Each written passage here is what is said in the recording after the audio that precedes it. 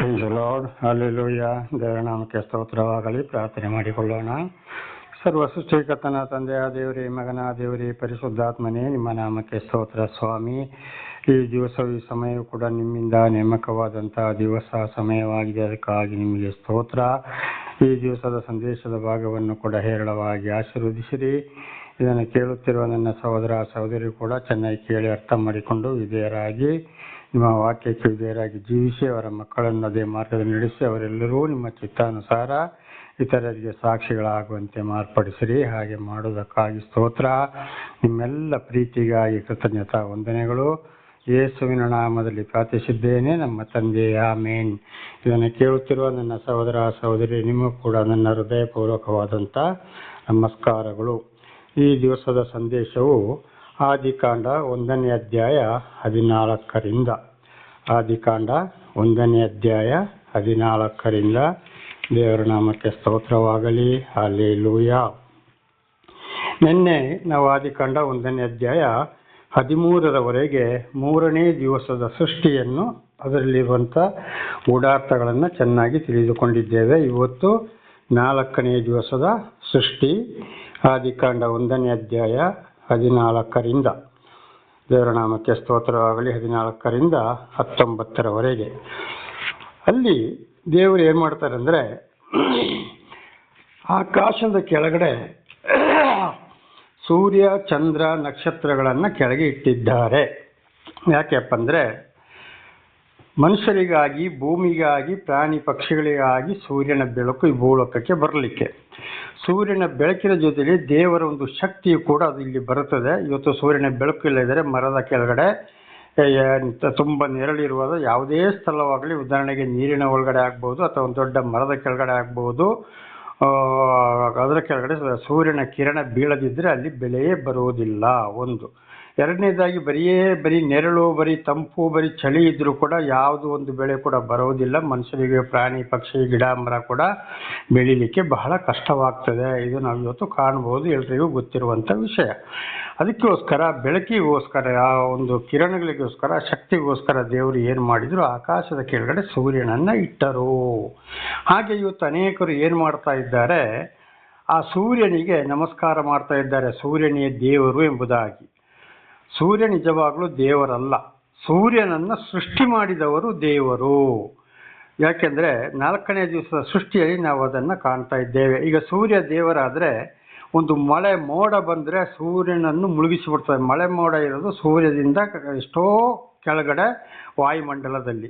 ಆ ಮಳೆ ಮೋಡ ಬಂದರೆ ಸೂರ್ಯದ ಬೆಳಕನ್ನು ಭೂಮಿಗೆ ಅದು ತಡೆಯುತ್ತದೆ. ಆಗ ದೇವರಾದರೆ ಮಳೆ ಮೋಡ ಆ ಸೂರ್ಯದ ಶಕ್ತಿಯನ್ನು ಹೇಗೆ ತಡೀಲಿಕ್ಕೆ ಸಾಧ್ಯ? ಖಂಡಿತವಾಗಿ ಸಾಧ್ಯವಿಲ್ಲ. ಆದ್ದರಿಂದ ಅದೊಂದು ಗ್ರಹ, ದೇವರು ಸೃಷ್ಟಿ ಮಾಡಿದಂಥ ವಸ್ತು. ಅದು ಭೂಮಿಗಾಗಿ, ಮನುಷ್ಯನಿಗಾಗಿ, ಎಲ್ಲ ಪ್ರಾಣಿ ಪಕ್ಷಿಗಳಿಗಾಗಿ, ಬೆಳೆಗಳಿಗಾಗಿಯೂ. ಹಾಗೆ ಆಕಾಶದ ಕೆಳಗಡೆ ಇಟ್ಟರು. ಸೂರ್ಯ ದೇವರು ಅಲ್ಲ, ದೇವರ ಒಂದು ಸೃಷ್ಟಿ ಅದು. ಅದಕ್ಕೂ ನಾವು ಗೌರವ ಕೊಡಬೇಕಾಗಿದೆ.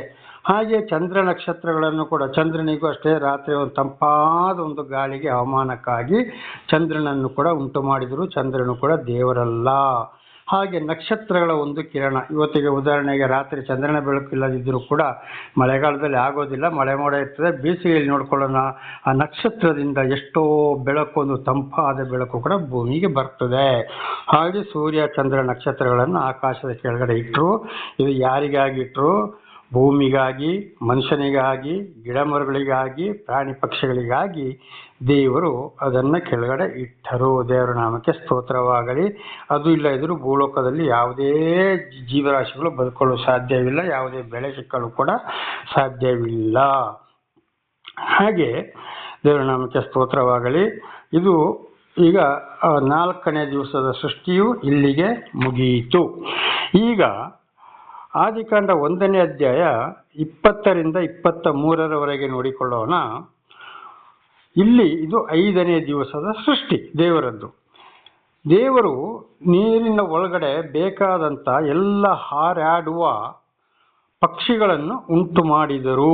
ನೀರಿನೊಳಗೆ ಜೀವಿಸುವ ಎಲ್ಲ ಜೀವಿ, ಒಂದು ಹುಳ ಇರ್ಬೋದು, ಹುಪ್ಪಟೆ ಇರ್ಬೋದು, ಹಾವು ಇರ್ಬೋದು, ಕಪ್ಪೆ ಇರ್ಬೋದು, ಅಕಸ್ಮಾತ್ ಸಮುದ್ರದಲ್ಲಿ ಹೊಳೆಯಲ್ಲಿ ಅದ ನೀರು ನಾಯಿಗಳು, ನೀರಾನೆಗಳು, ನಾನಾ ರೀತಿ ಮೀನುಗಳು, ನೀರು ಒಳಗಡೆ ಇರುವಂಥ ಎಲ್ಲ ಸೃಷ್ಟಿಯನ್ನು 5ನೇ ದಿವಸದಲ್ಲಿ ದೇವರು ಉಂಟು ಮಾಡಿದರು. ನೀರಿನ ಒಳಗಡೆ ಜೀವಿಸುವ ಪ್ರತಿ ಒಂದು ಜೀವವನ್ನು 5ನೇ ದಿವಸದಲ್ಲಿ ದೇವರು ಸೃಷ್ಟಿ ಮಾಡಿದರು. ಇದು ಆದಿಕಾಂಡ 1ನೇ ಅಧ್ಯಾಯ 20ರಿಂದ 23ರವರೆಗೆ ಇದನ್ನು ನಾವು ನೋಡಿಕೊಳ್ಳಬಹುದು. ದೇವರ ನಾಮಕ್ಕೆ ಸ್ತೋತ್ರವಾಗಲಿ. ಈಗ 6ನೇ ದಿವಸದ ಸೃಷ್ಟಿಗೆ ನಾವು ಹೋಗೋಣ. ಆದಿಕಾಂಡ 1:24ರಿಂದ 25ರವರೆಗೆ. ಇಲ್ಲಿ ಭೂಮಿಯ ಮೇಲೆ ಮೃಗಗಳು, ಕ್ರಿಮಿಕೀಟಗಳು, ಪಶುಗಳನ್ನು ಎಲ್ಲ ಉಂಟು ಮಾಡಿದರನು. ದೇವರ ನಾಮಕ್ಕೆ ಸ್ತೋತ್ರವಾಗಲಿ.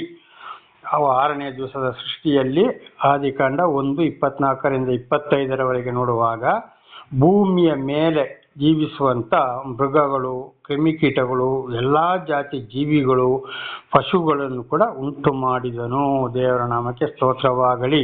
ಹಾಗೆ ಜೊತೆಗೆ ಕೊನೆಯದಾಗಿ ಮನುಷ್ಯರನ್ನು ಕೂಡ ಸೃಷ್ಟಿ ಮಾಡಿದನು. ದೇವರ ನಾಮಕ್ಕೆ ಸ್ತೋತ್ರವಾಗಲಿ. ಆದಿಕಾಂಡ 1ನೇ ಅಧ್ಯಾಯ 26 ಮತ್ತು 27 ವಚನವನ್ನು ನೋಡುವಾಗ ನಾವು ಇಲ್ಲಿ ಮನುಷ್ಯರನ್ನು ಕೂಡ ಸೃಷ್ಟಿ ಮಾಡಿದರು. ದೇವರ ನಾಮಕ್ಕೆ ಒಂದು ಗಂಡು ಮತ್ತು ಒಂದು ಹೆಣ್ಣನ್ನು ಸೃಷ್ಟಿ ಮಾಡಿದರು ಎಂಬುದಾಗಿ ನಾವು ಇದನ್ನು ಓದುತ್ತೇವೆ. ದೇವರ ನಾಮಕ್ಕೆ ಸ್ತೋತ್ರವಾಗಲಿ. ಹಾಗೆ ಇದನ್ನು ಹೇಗೆ ಸೃಷ್ಟಿ ಮಾಡಿದರಪ್ಪ ಮನುಷ್ಯನನ್ನು ಅಂತ ನೋಡುವಾಗ ಆದಿಕಾಂಡ 2ನೇ ಅಧ್ಯಾಯ 7ನೇ ವಚನದಲ್ಲಿ ನೋಡುವಾಗ ಒಂದು ಮಣ್ಣಿನ ಮುದ್ದೆಯಿಂದ ತನ್ನ ಸ್ವರೂಪದಲ್ಲಿಂದ ದೇವರು ವಾಣಿಯಾದಂಥ ದೇವರು, ಅಗ್ನಿಸ್ತಂಭ, ಮೇಘಸ್ತಂಭ ಅಂದರೆ ಬೆಂಕಿಯ ರೂಪ, ನೆರಳಿನ ರೂಪ ಆದಂಥ ದೇವರು, ಶಬ್ದವಾದಂಥ ದೇವರು, ಒಂದು ಶಕ್ತಿಯಾದಂಥ ದೇವರು ಮನುಷ್ಯನ ಅವತಾರವಿತ್ತಿ ಭೂಲೋಕಕ್ಕೆ ಬಂದರು. ಹಾಗೆ ಅಲ್ಲಿ ದೇವರು ಏನು ಮಾಡಿದರು, ನಿಮ್ಮ ರೂಪವೇ ನಂದೆಂಬುದಾಗಿ ಆದಿಕಾಂಡ 2ನೇ ಅಧ್ಯಾಯ 7ನೇ ವಚನ ನೋಡುವಾಗ ಮನುಷ್ಯನ ರೂಪದಲ್ಲಿ ಮಣ್ಣಿನ ಮುದ್ದೆಯಿಂದ ಉಂಟು ಮಾಡಿದರು. ದೇವರ ನಾಮಕ್ಕೆ ಸ್ತೋತ್ರವಾಗಲಿ. ಆಗಲಿ ಆ ಮಣ್ಣಿನ ಮುದ್ದೆ ರೂಪವಾಗಲಿಲ್ಲ. ಆ ಮಣ್ಣಿನ ಮುದ್ದೆಗೆ, ಮಣ್ಣಿನಿಂದ ಮಾಡಿದಂಥ ಬೊಂಬೆಗೆ ಮೂಗಿನ ಮೂಲಕ ದೇವರು ಜೀವಶ್ವಾಸವನ್ನು ಓದಿದರು. ಆಗ ಮಣ್ಣಿನ ಬೊಂಬೆ ಬದಲಾಯಿತಲ್ಲಿ ಜೀವಾತ್ಮವಾಯಿತು. ಅದುವೇ ಗಂಡಿನ ಜೀವ. ಪ್ರಥಮವಾಗಿ ದೇವರು ಸೃಷ್ಟಿ ಮಾಡಿದ್ದು ಒಂದು ಗಂಡನ್ನ. ಹಾಗೆ ಅದೇ ರೂಪ ಇವತ್ತು ನಮ್ಮದು ಕೂಡ. ಆ ಮಣ್ಣಿನ ಬೊಂಬೆಯಿಂದ ದೇವರು ಸೃಷ್ಟಿ ಮಾಡಿದರು. ಮನುಷ್ಯನ ಅವತಾರವೆತ್ತಿ ಹಿಂದೆ ದ್ವಾಪರ ಯುಗದಲ್ಲಿ ಶ್ರೀಕೃಷ್ಣನಾಗಿ ಬಂದರು. ಈ ಯುಗದಲ್ಲಿ ಯೇಸೆಂಬ ನಾಮದಲ್ಲಿ ಕೂಡ ಬಂದರು. ಮನುಷ್ಯನ ರೂಪದಲ್ಲಿ ಬಂದರು. ಮನುಷ್ಯನಾಗಿ ಮಾತಾಡಿದರು, ಊಟ ಮಾಡಿದರು, ಎಲ್ಲ ವಿಷಯಗಳು ನಡೆಯಿತು. ದೇವರ ನಾಮಕ್ಕೆ ಸ್ತೋತ್ರವಾಗಲಿ. ಪರಿಶುದ್ಧ ಜೀವಿತವನ್ನು ನಡೆಸಿದರು.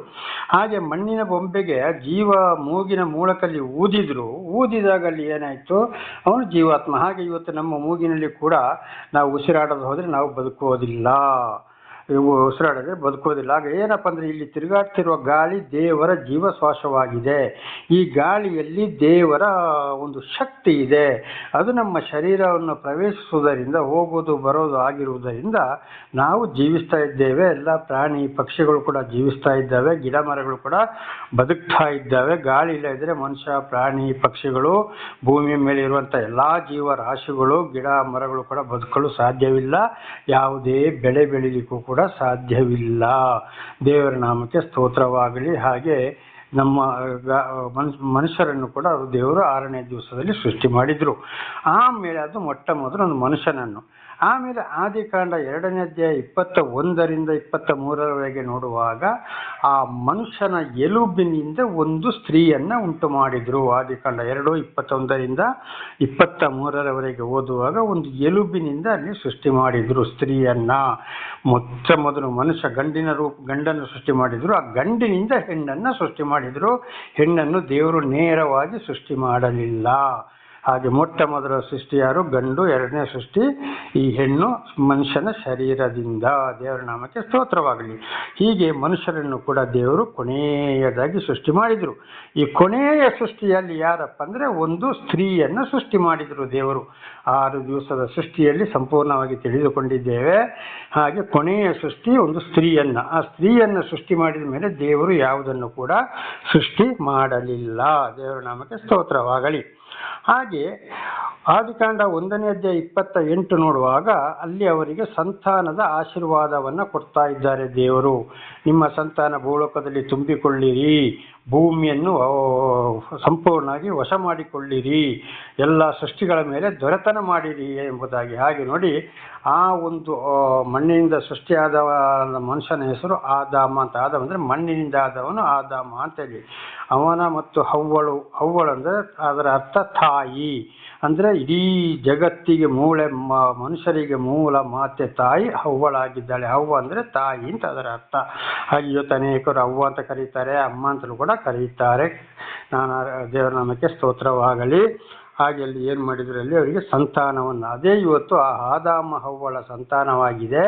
ಇವತ್ತು ಇಡೀ ಒಂದು ಗಂಡು ಒಂದು ಹೆಣ್ಣಿನಿಂದ ಬಂದಂಥ ಸಂತಾನ ಇವತ್ತು ಭೂಲೋಕದಲ್ಲಿರುವಂಥ ಎಷ್ಟೋ ಕೋಟಿ ಜನಸಂಖ್ಯೆ, ಅಂದಾಜು ನನ್ನ ಒಂದು ಪ್ರಕಾರ ಅಂದಾಜು ಈಗ 850 ಕೋಟಿಗಿಂತಲೂ ಮೇಲೆ ಇರಬಹುದು.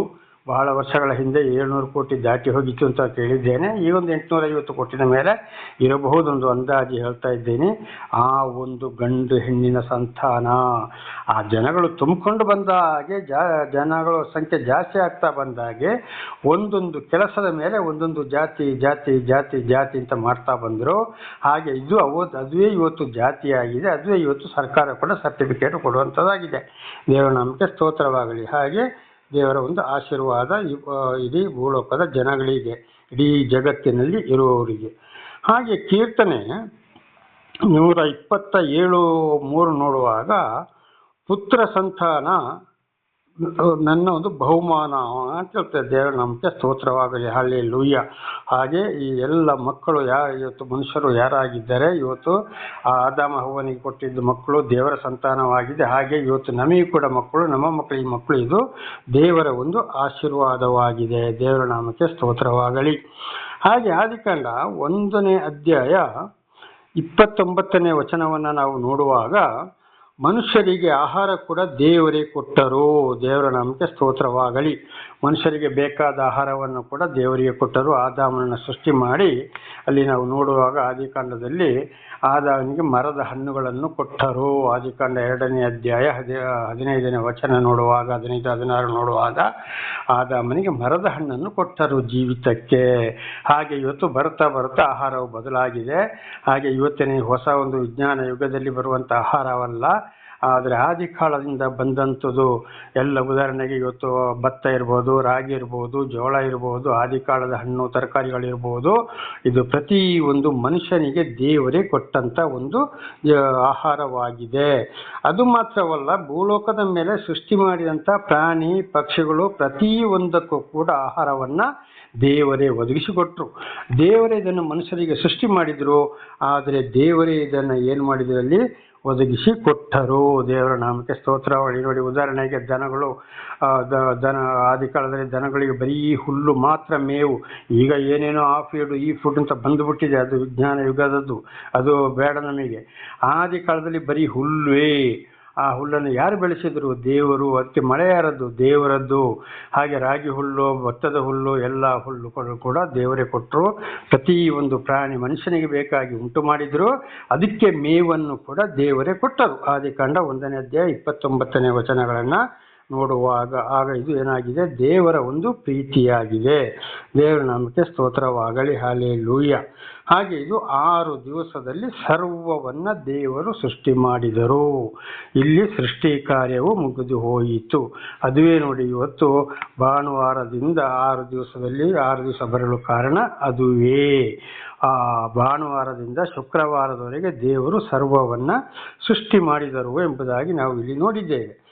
ಈಗ ಮುಂದೆ ಒಂದು ವಿಷಯವನ್ನು ತಿಳಿದುಕೊಳ್ಳೋಣ. ಆದಿಕಾಂಡ 1:6-9 ನೋಡುವಾಗ, ಈಗಲೂ ಆಕಾಶದ ಮೇಲೆ ನೀರು ಇದೆ. ನೋಡಿ, ಸರ್ವವನ್ನು, ಭೂಮಿಯನ್ನು, ಆಕಾಶವನ್ನು ದೇವರು ಉಂಟು ಮಾಡಿದರು ಅಂತೇಳಿ ಆದಿಕಾಂಡ 1:2 ಓದಿಕೊಂಡಿದ್ದೇವೆ. ಆಮೇಲೆ ಆದಿಕಾಂಡ 1:6-9 ನೋಡುವಾಗ ನೀರನ್ನು ಇಬ್ಬಾಗ ಮಾಡಿದ್ರು. ಆಕಾಶದ ಕೆಳಗಿರುವ ನೀರನ್ನು ತಗೊಂಡೋಗಿ ಸಮುದ್ರ ಮಾಡಿದ್ರು. ಆಗ ಆಕಾಶದ ಮೇಲೆ ಏನಿದೆ, ಈಗಲೂ ಕೂಡ ನೀರಿದೆ ಅಂತ ಹೇಳಿದ್ರೆ ಅರ್ಥ. ಇದುವೇ ಪರಲೋಕವಾಗಿದೆ. ದೇವರ ನಾಮಕ್ಕೆ ಸ್ತೋತ್ರವಾಗಲಿ, ಹಲ್ಲೆಲೂಯಾ. ಯಾಕೆಂದರೆ ದೇವರಿಗೆ ವಾಸಸ್ಥಾನಕ್ಕಾಗಿ. ಇದನ್ನು ಕೀರ್ತನೆ 18:11, 29:3, 104:3, ಅಪೊಸ್ತಲರ ಕೃತ್ಯ 1:11, ಇಬ್ರಿ 4:14, 9:24, ಆದಿಕಾಂಡ 1:2 ತಿಳಿದುಕೊಳ್ಳಬಹುದು. ಇನ್ನೊಂದ್ಸಲ ಹೇಳ್ತೇನೆ, ಚೆನ್ನಾಗಿ ಬರ್ಕೊಳ್ಳಿ. ಆಮೇಲೆ ನೀವೇ ಅದನ್ನು ಓದಿ ಅಭ್ಯಾಸ ಮಾಡ್ಕೊಳ್ಳಿ. ಕೀರ್ತನೆಗಳು 18:11, 29:3, 104:3, ಅಪೊಸ್ತಲರ ಕೃತ್ಯ 1:11, ಇಬ್ರಿ 4:14, 9:24, ಆದಿ 1:2. ದೇವರ ನಾಮಕ್ಕೆ ಸ್ತೋತ್ರವಾಗಲಿ. ಇಷ್ಟನ್ನು ಓದಿದಾಗ ಆಕಾಶದ ಮೇಲೆ ಈಗಲೂ ನೀರಿದೆ. ಅವರು ಮನುಷ್ಯನ ಅವತಾರ ಎತ್ತಿ ಭೂಲೋಕಕ್ಕೆ ಬಂದು ಮೇಲೆ ಏರಿ ಹೋದಾಗ ಮತ್ತೆ ವಾಪಸ್ಸು ಆಕಾಶಕ್ಕೆ ಅದರ ಮೇಲೆ ಹೋದರು ಎಂಬುದಾಗಿ ಇಲ್ಲಿ ಬರೆಯಲ್ಪಟ್ಟಿದೆ. ಇದೇ ಪರಲೋಕ ಅಂದರೆ ಆಕಾಶದ ಮೇಲಿರುವ ನೀರು, ಅದು ಪರಿಶುದ್ಧವಾದ ಸ್ಥಳವಾಗಿದೆ. ದೇವರ ನಾಮಕ್ಕೆ ಸ್ತೋತ್ರವಾಗಲಿ. ಹಲ್ಲೆಲೂಯಾ. ಈಗ ನಾವು ಆದಿಕಾಂಡ 2ನೇ ಅಧ್ಯಾಯಕ್ಕೆ ಹೋಗೋಣ. 6 ದಿವಸದ ಸೃಷ್ಟಿ ಇಲ್ಲಿಗೆ ಮುಗಿಯಿತು. ಈಗ ವಾರದ 7ನೆಯ ದಿವಸಕ್ಕೆ ನಾವು ಹೋಗೋಣ. ದೇವರ ನಾಮಕ್ಕೆ ಸ್ತೋತ್ರವಾಗಲಿ.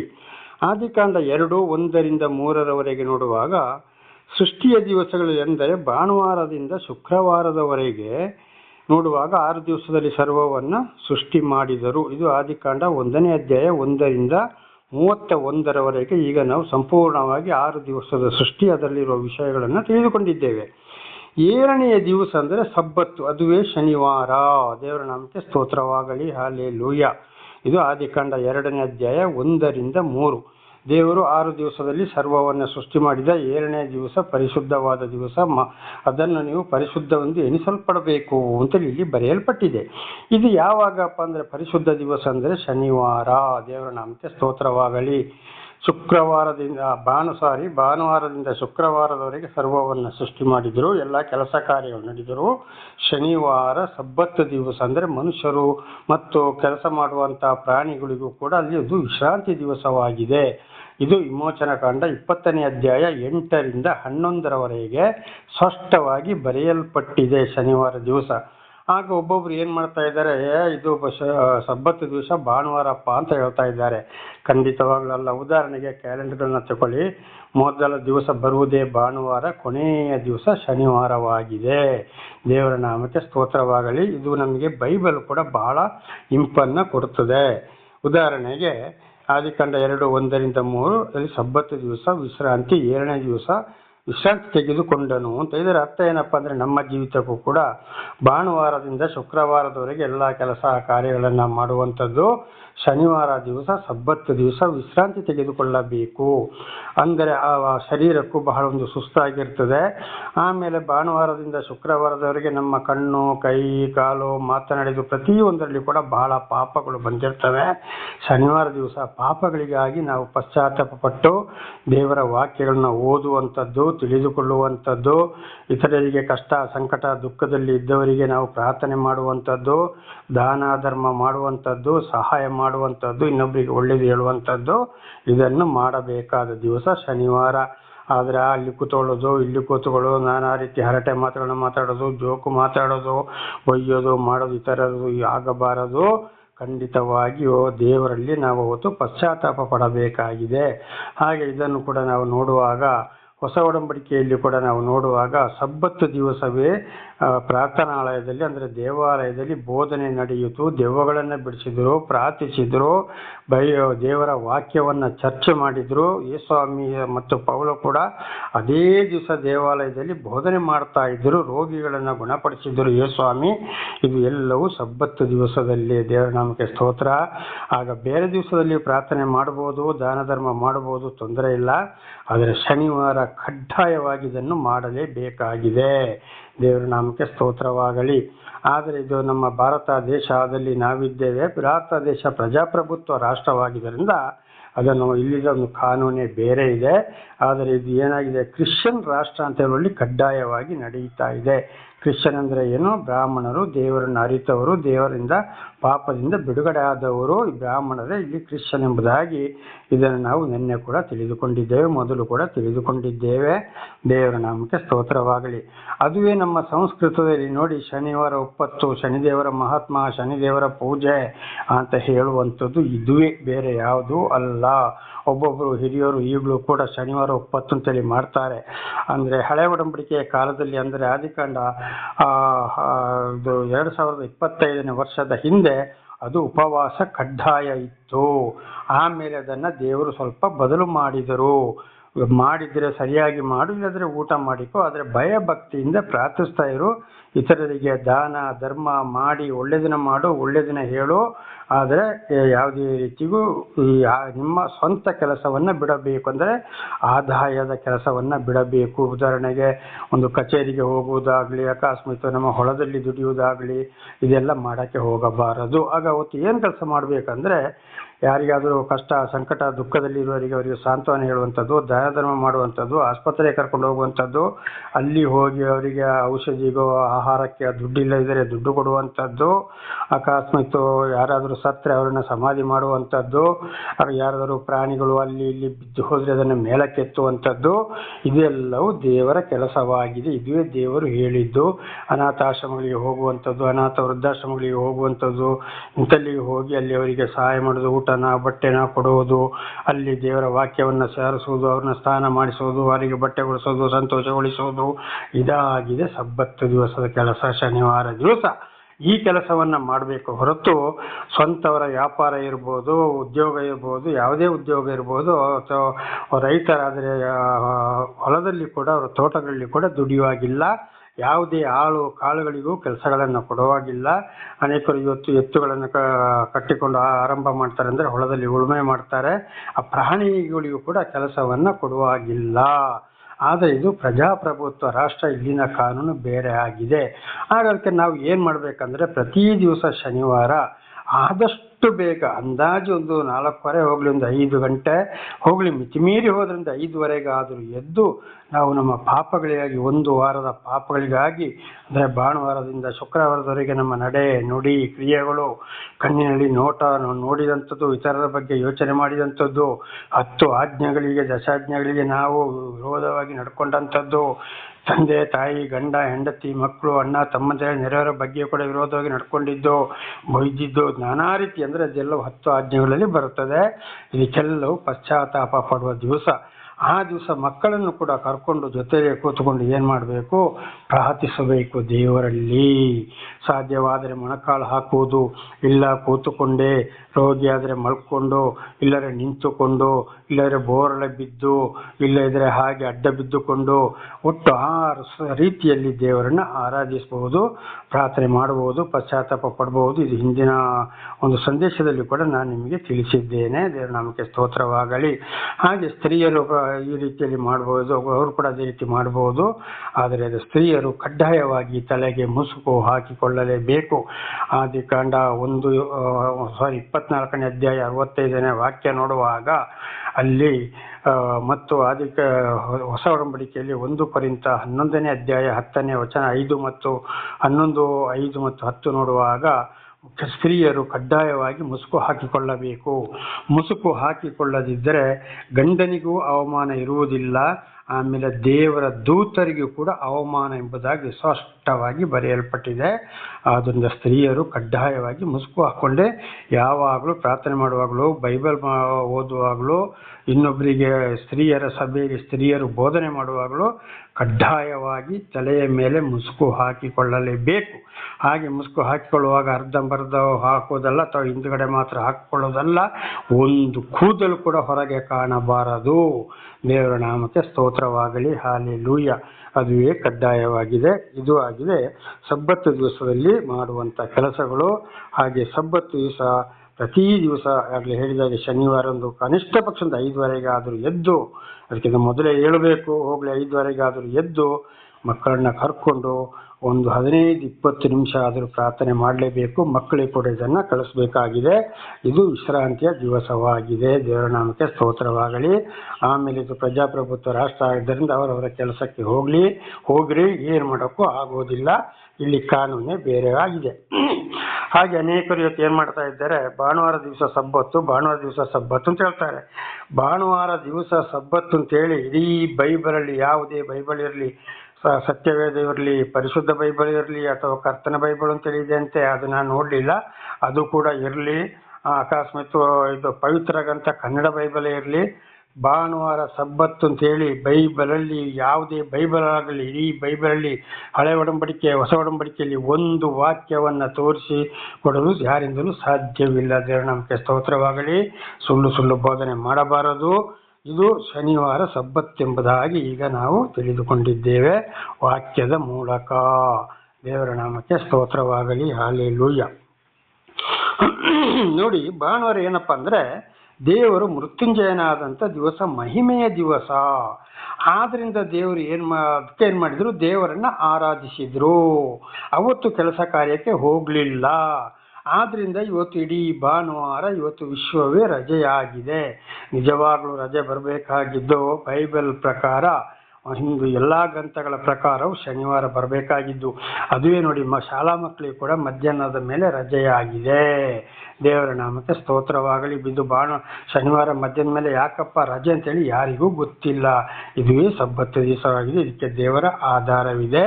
ಭಾನುವಾರ ದೇವರನ್ನು ನಾವು ಮಹಿಮೆಗೊಳಿಸುವಂಥದ್ದು, ಸಂತೋಷಗೊಳಿಸುವಂಥದ್ದು, ಹಾಡಿ ಹೊಗಳುವಂಥದ್ದು. ಶನಿವಾರ ಪಶ್ಚಾತ್ತಾಪ ಪಡುವಂಥದ್ದು. ಇದುವೇ ಭಾನುವಾರ. ಇದು ಕೂಡ ವಿಮೋಚನಕಾಂಡ 20ನೇ ಅಧ್ಯಾಯ 8ರಿಂದ 11ರವರೆಗೆ ಸ್ಪಷ್ಟವಾಗಿ ಬರೆಯಲ್ಪಟ್ಟಿದೆ. ಇದನ್ನು ಹೊಸ ಒಡಂಬಡಿಕೆಯಲ್ಲಿ ಮತ್ತಾಯ 28:1, ಮಾರ್ಕ 16:1, ಲೂಕ 24:1 ನೋಡುವಾಗ ಶನಿವಾರ ದಿವಸ ಸಬ್ಬತ್ತು ಅಂತೇಳಿ ಬಹಳ ಚೆನ್ನಾಗಿ ಇದನ್ನು ಅರ್ಥ ಮಾಡಿಕೊಳ್ಳಬಹುದು. ಮತ್ತಾಯ 28:1, ಮಾರ್ಕ 16:1, ಲೂಕ 24:1 ಇದನ್ನು ಅನೇಕ ಸಲ ತಿಳಿಸಿದ್ದೇನೆ ನಾನು. ನೀವು ತಿಳಿದುಕೊಂಡಿರ್ಬೋದು. ಯಾರಾದರೂ ಹೊಸೊಬ್ಬರಾದರೆ ಕೇಳೋದು ಮಾತ್ರ ಅಲ್ಲ, ಇದರಲ್ಲಿ ಶನಿವಾರ ಸಬ್ಬತ್ತು ಅಂತೇಳಿ ನಾವು ಸ್ಪಷ್ಟವಾಗಿ ನಮಗೆ ಇದರಲ್ಲಿ ಕಾಣುತ್ತದೆ. ದೇವರ ನಾಮಕ್ಕೆ ಸ್ತೋತ್ರವಾಗಲಿ. ಹಾಲೆಲೂಯ. ಹಾಗೆ ಈ ಸಬ್ಬತ್ತಲ್ಲಿ ಹೊಸ ಒಡಂಬಡಿಕೆ ನೋಡಿ, ಆದಿಕಾಂಡ 2:1-3 ನೋಡುವಾಗ 6 ದಿವಸದಲ್ಲಿ ಸರ್ವನ ಸೃಷ್ಟಿ ಮಾಡಿದ್ರು, 7ನೇ ದಿವಸ ವಿಶ್ರಾಂತಿ, ಮಹಾಪರಿಶುದ್ಧವಾದ ದಿವಸ ಅಂತೇಳಿ ಬರೆಯಲ್ಪಟ್ಟಿದೆ. ಇದು ಹೊಸ ಒಡಂಬಡಿಕೆಯಲ್ಲಿ ಎಲ್ಲಿ ನೆರವೇರ್ತಪ್ಪ ಇದು ಪರಿಶುದ್ಧ ದಿವಸವಂದರೆ, ಯೇಸುಸ್ವಾಮಿ ಶುಕ್ರವಾರ ದಿವಸ ಅವರನ್ನು ಶಿಲುಬೆಗೇರಿಸಿದ್ರು, ಅವರು ಸತ್ತರು, ಸಮಾಧಿ ಮಾಡಿದ್ರು. ಶನಿವಾರ ದಿವಸ ಅವರ ಶರೀರ ಎಲ್ಲಿತ್ತು? ಭೂಗರ್ಭದೊಳಗಿತ್ತು. ಅವತ್ತು ಯಾವುದೇ ಕೆಲಸ ನಡೀಲಿಲ್ಲ. ಇಡೀ ಅಲ್ಲಿ ಆ ಇಸ್ರೇಲ್ ದೇಶವೇ ಏನಾಯಿತು? ಮೌನವಾಯಿತು. ದೇವರ ನಾಮಕ್ಕೆ ಸ್ತೋತ್ರವಾಗಲಿ. ಹಾಲೆಲೂಯ. ಆದರೆ ಇಸ್ರೇಲ್ಗೆ ಆ ಸ್ಥಳ ಯಾವುದಾಗಿದೆ? ಇಡೀ ಪ್ರಪಂಚಕ್ಕೆ ಮಧ್ಯಸ್ಥಳ ಎಂಬುದಾಗಿ ಇದನ್ನು ಅನೇಕ ತಿಳಿದವರು ಬಹಳ ಚೆನ್ನಾಗಿ ಹೇಳ್ತಾ ಇದ್ದಾರೆ. ಇಡೀ ಪ್ರಪಂಚಕ್ಕೆ ಮಧ್ಯಸ್ಥಳವೇ ಇಸ್ರೇಲ್. ಅದರಿಂದ ನಾನೇ ಎಲ್ಲದಕ್ಕೂ ನಾನೇ ಆಧಾರ, ನಾನೇ ದೇವರು ಎಂಬುದಾಗಿ, ಪರಮಾತ್ಮನೇ, ಭಗವಂತನೇ, ಯೇಸು ಕ್ರಿಸ್ತನು ನಾನೇ ಎಂಬುದಾಗಿ ದೇವರ ನಾಮಕ್ಕೆ ಸ್ತೋತ್ರವಾಗಲಿ. ಹಾಲೆಲೂಯ. ಹಾಗೆ ಶನಿವಾರ ದಿವಸ ಅವರ ಶರೀರ ಭೂಗರ್ಭದೊಳಗೆ ಇತ್ತು. ದೇವರ ನಾಮಕ್ಕೆ ಸ್ತೋತ್ರವಾಗಲಿ. ನೋಡಿ, ಹಳೆ ಒಡಂಬಡಿಕೆ ಕೊನೆಯ ದಿವಸ ವಿಶ್ರಾಂತಿ, ಇಲ್ಲಿ ಕೊನೆಯ ಅದೇ ಶನಿವಾರ ದಿವಸ ಏನಾಯಿತು? ಇಲ್ಲಿ ವಿಶ್ರಾಂತಿ ಬಂತು. ದೇವರ ನಾಮಕ್ಕೆ ಸ್ತೋತ್ರವಾಗಲಿ. ಶಬ್ದವಾಯಿತು, ಹೌದು, ಯಾವುದೇ ಕೆಲಸ ಕಾರ್ಯಗಳು ಕೂಡ ನಡೀಲಿಲ್ಲ. ಇದುವೇ ವಿಶ್ರಾಂತಿ ದಿವಸವಾಗಿದೆ. ಆದರೆ ಯೋಹಾನ 19:31 ಓದುವಾಗ ಸಬ್ಬತ್ತು ದಿವಸ ಬಹಳ ವಿಶೇಷವಾದ ದಿವಸ ಎಂಬುದಾಗಿ ನಾವು ಓದಿಕೊಳ್ಳಬಹುದು. ನೋಡಿ, ಹೊಸ ಒಡಂಬಡಿಕೆಯಲ್ಲಿ ಕೂಡ ಏನಿದೆ? ಸಬ್ಬತ್ತು ದಿವಸ ಬಹಳ ವಿಶೇಷವಾದ ದಿವಸ. ಯೋಹಾನ 19ನೇ ಅಧ್ಯಾಯ 31ನೇ ವಾಕ್ಯ. ಅನೇಕರು ಸ್ವಲ್ಪ ಏನು ಹೇಳ್ತಾ ಇದ್ದಾರೆ, ಅದು ಹಳೆ ಒಡಂಬಡಿಕೆ ಮಾತ್ರ, ಹೊಸ ಒಡಂಬಡಿಕೆ ಅದು ಇಲ್ಲವೇ ಇಲ್ಲ ಎಂಬುದಾಗಿ. ಅದಕ್ಕೆ ಈ ವಾಕ್ಯಗಳನ್ನ ಸಮೇತ ನಾನು ಕೊಡ್ತಾ ಇದ್ದೇನೆ. ದಯವಿಟ್ಟು ಇದನ್ನು ಹಿಂದೆ ಕೂಡ ಹೇಳಿದ್ದೇನೆ. ಒಂದು ಬುಕ್ಕು ಪೆನ್ನುಗಳನ್ನ ಇಟ್ಟುಕೊಂಡು ಬರೆದು ಆಮೇಲೆ ನೀವು ಅದನ್ನು ಚೆನ್ನಾಗಿ ಅಭ್ಯಾಸ ಮಾಡಿಕೊಳ್ಳಬೇಕು. ದೇವರ ನಾಮಕ್ಕೆ ಸ್ತೋತ್ರವಾಗಲಿ ಎಂಬುದಾಗಿ. ಇದು ಅಪೊಸ್ತಲರ ಕೃತ್ಯ 17ನೇ ಅಧ್ಯಾಯದಲ್ಲಿ ಕೂಡ 17-11 ಕೂಡ ನೋಡುವಾಗ ಕೊರಿಂಥ ಸಭೆಯವರು ಅಪೊಸ್ತಲರ ಬೋಧನೆಯನ್ನು ಕೇಳುವುದು ಮಾತ್ರವಲ್ಲ, ಆಮೇಲೆ ಅದೇ ವಾಕ್ಯಗಳನ್ನು ಓದಿ ನೋಡಿ ಅಭ್ಯಾಸ ಮಾಡಿಕೊಳ್ತಾ ಇದ್ರು. ಅದನ್ನು ಇವತ್ತು ಕೂಡ ನನ್ನ ಸಹೋದರ ಸಹೋದರಿಯರೇ ನೀವು ಕೂಡ ಕಲಿತುಕೊಳ್ಳಬೇಕಾಗಿದೆ.